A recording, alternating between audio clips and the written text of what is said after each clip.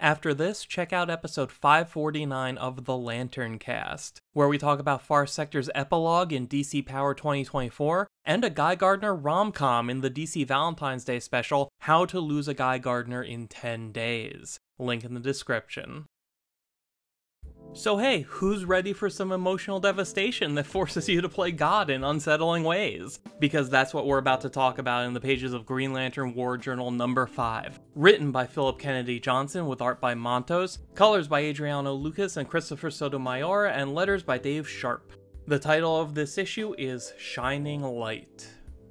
Now that he can safely use his powers again, John Stewart heads to space so he can assess just how far the Radiant Dead infection has already spread across the Earth.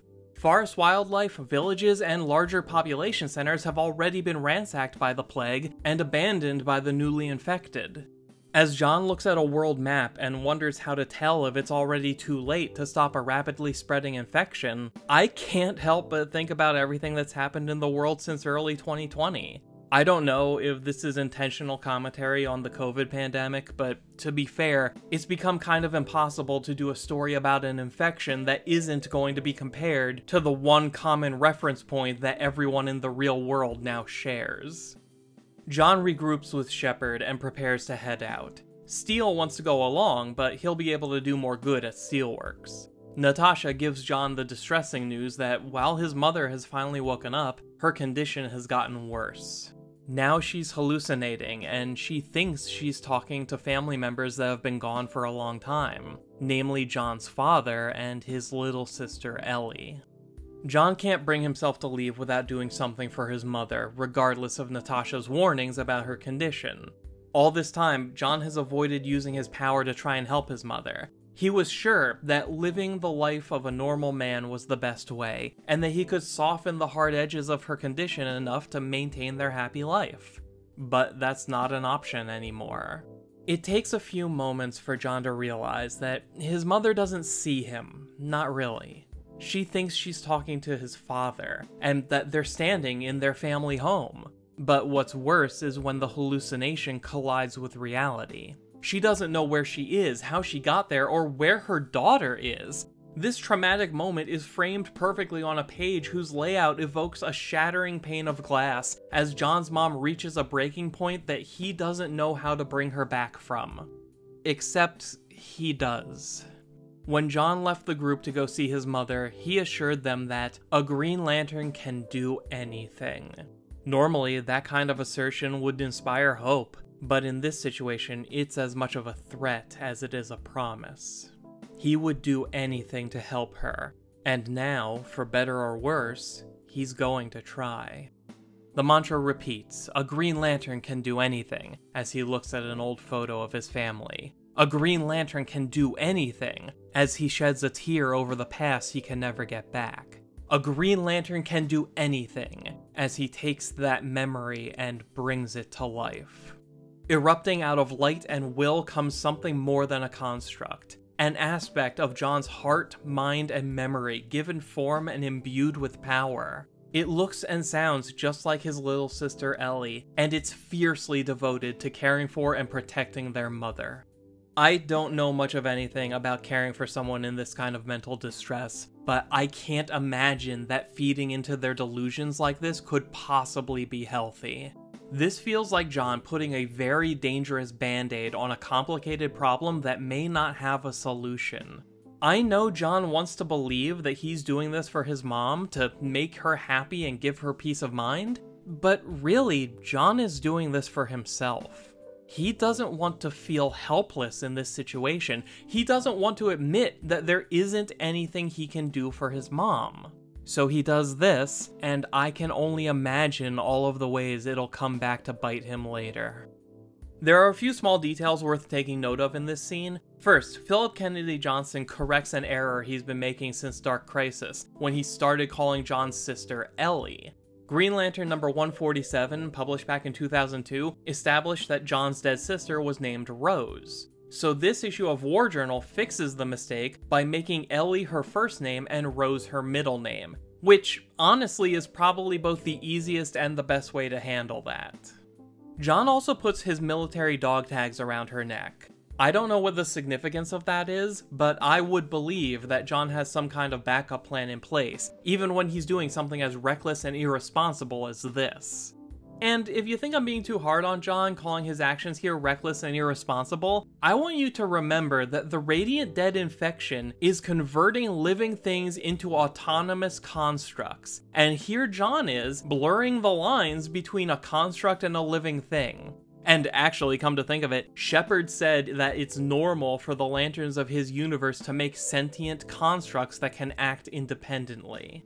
This makes me think that the Revenant Queen is a construct that was most likely created by a version of John, and based on the memories and emotions that were put into the construct, she went on a rampage and began spreading her power to others.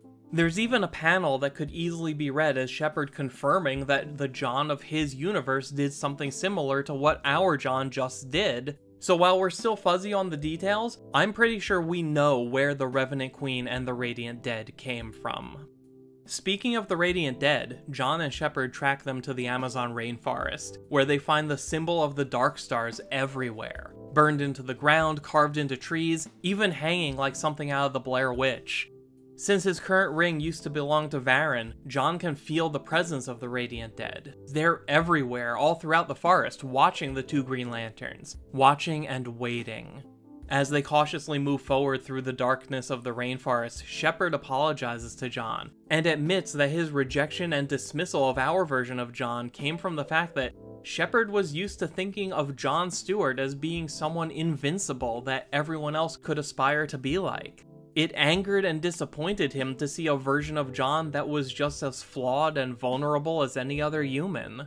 And it reminds John of how the crushing reality of his mother's condition shattered the illusion he's believed in since he was a little kid, that she could do anything and she would always be there. John and Shepard are stopped in their tracks by the arrival of about a half-dozen Green Lanterns, all of whom were sent by Tharos to clean up the situation involving Varen. John tries to talk to them reasonably, but all they care about is making an arrest, and are eager to use lethal force if given the slightest push. Unfortunately, this plays right into the hands of the Revenant Queen, who instantly starts killing the new lanterns as she and her forces emerge from the ground. While John was busy battling the infection in his own body, the Revenant Queen was burrowing into the planet's core, infecting the Earth from the inside out.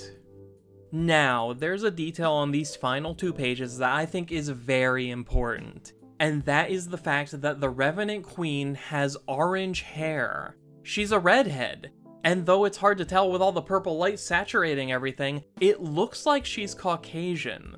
Provided that this isn't all just a coloring mistake, this eliminates everyone we've previously suspected as being the true identity of the Revenant Queen. Alternate universe variants of Katma Tui, Marin, Fatality, this can't be any of them. So let's try and put the clues together. What do we know about the Revenant Queen?